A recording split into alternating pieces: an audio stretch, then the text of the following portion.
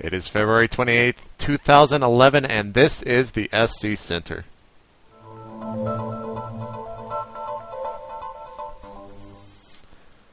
What's up, guys? JP McDaniel here, joined by Patrick O'Neill. With his new haircut, he decided to change the date on me, so I messed it up. Google Docs does not change things on their own. Patrick, it's all you. I'm on to you, man.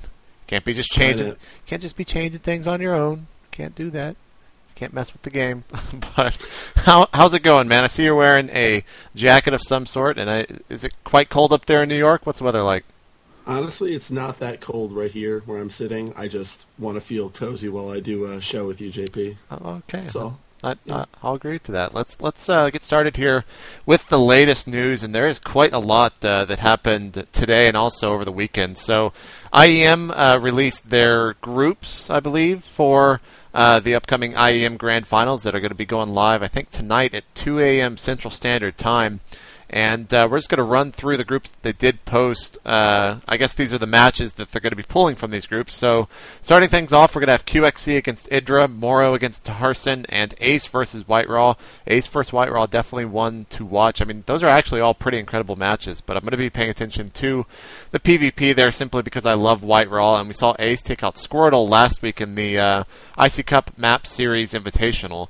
And we'll have to see how that goes. Why don't you tell us a little bit about Group 2, and we'll just go back and forth between these.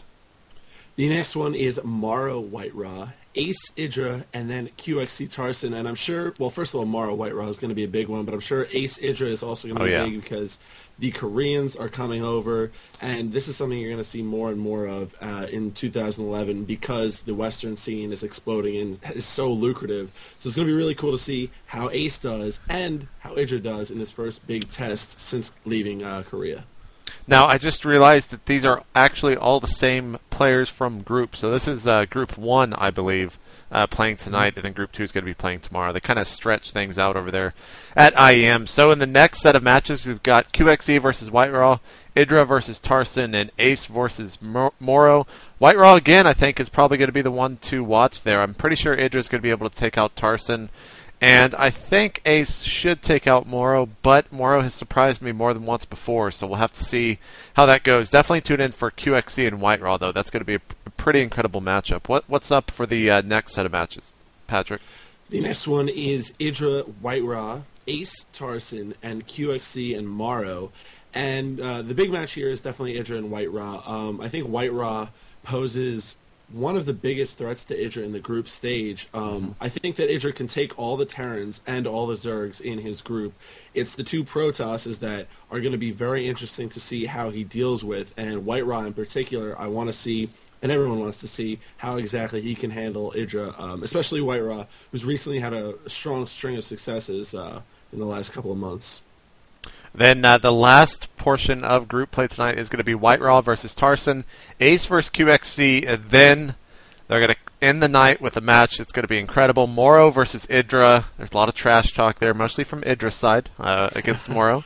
But we're going to have a lot of eyes on that match. ZVZ, we saw Rhett do pretty well against Moro there in the Assembly Finals, and Idra is definitely from that same school of thought when it comes to ZVZ as him and Rhett do play quite a lot. So I think Idra will take that, but am I going to watch it anyways? You bet your ass I will, because that's going to be an incredible match. There's so much drama within that, and it's going to be awesome. IEM is going to be kicking off tonight, and I think it's going to be wrapping up sometime later this week, obviously. I'm not sure when, though, so we'll have more information about that for you guys as the week progresses on.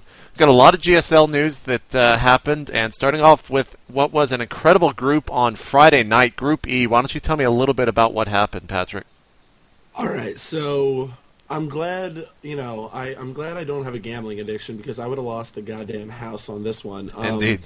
The group was Nesty, Boxer, Ensnare, and San Zenith, who has changed his name, of course, for the millionth time. But what is that? The whole entire world has Nesty and Boxer. They bet the kids on it. They bet their parents on it. Yep. Well, you would have been wrong. San Zenith took out Nesty game 1 on Shakuras Plateau in a game which is being talked about. Let me just to put it lightly. It was a big game.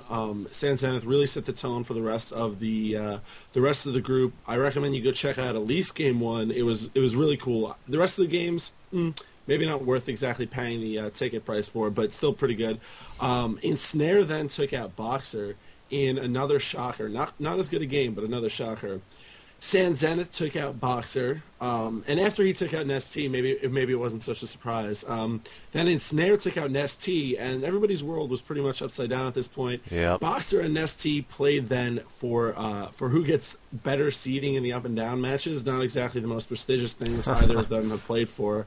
I guess Nest-T took him out, and then San Zenith beat Ensnare to take first in the group, which really is the only way you can picture that group ending after the wild way. And I gotta say real quick, if you follow Artosis on Twitter, he stated at the very beginning of that cast that if San Zenith won, or whatever his sponsor is, if San won that group, he would swallow a swervy sword.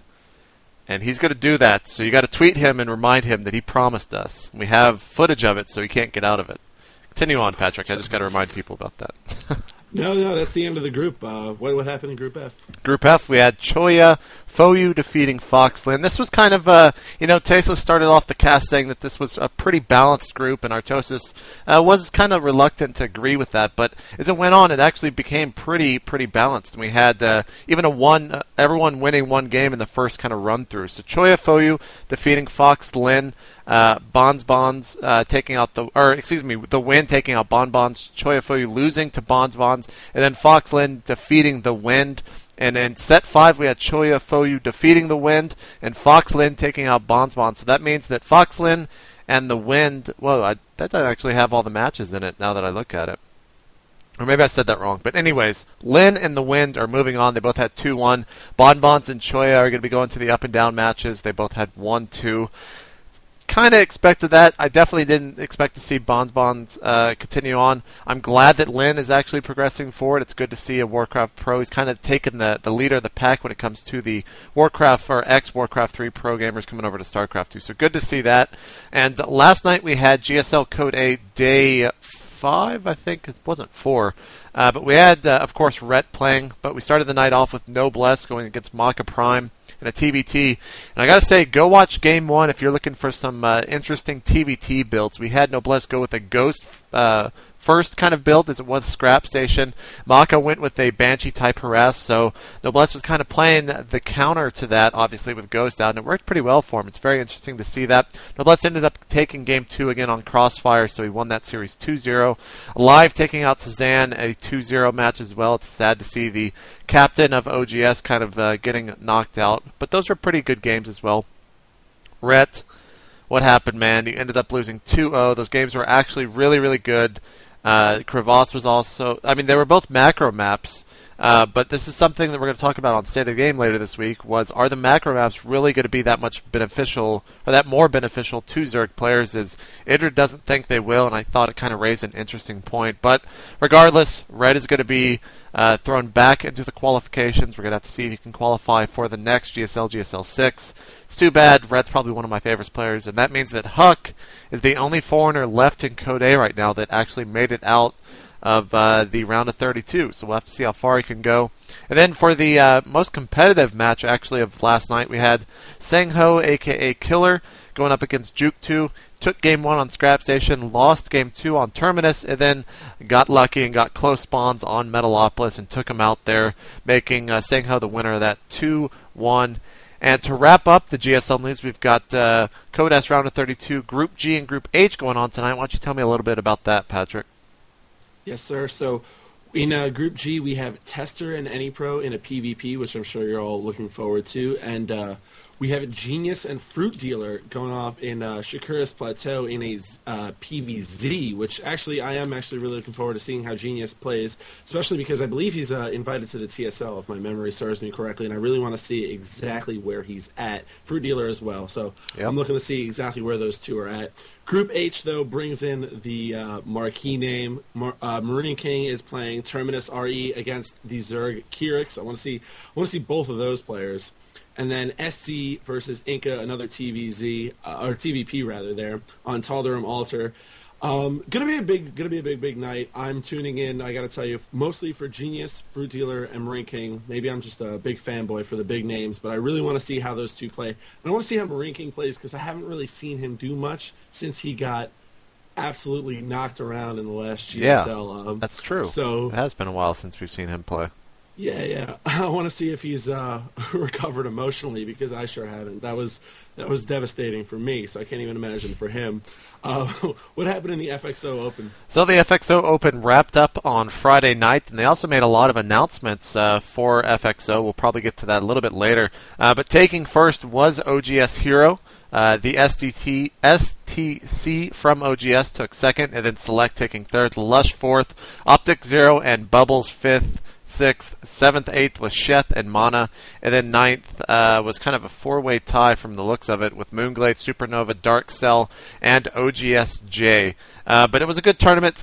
Glad to see that. And there's also, we mentioned a little bit earlier, about 5 seconds ago, that FXO is doing a big esports initiative over in Kuala Lumpur, Malaysia. They've got a team house going up. They're going to start running more tournaments. They've got a weekly show coming on. It's good to see a big sponsor like that start throwing more money into esports, and we'll have that for you in the description to go check out a little bit more. What happened with the TSL3 qualifiers on Saturday, Patrick? Well, they finally concluded, so we have a full list of everyone who has qualified for the TSL, except there is a tiebreaker. But just with what happened this past weekend, Hasuabs, the German Protoss player,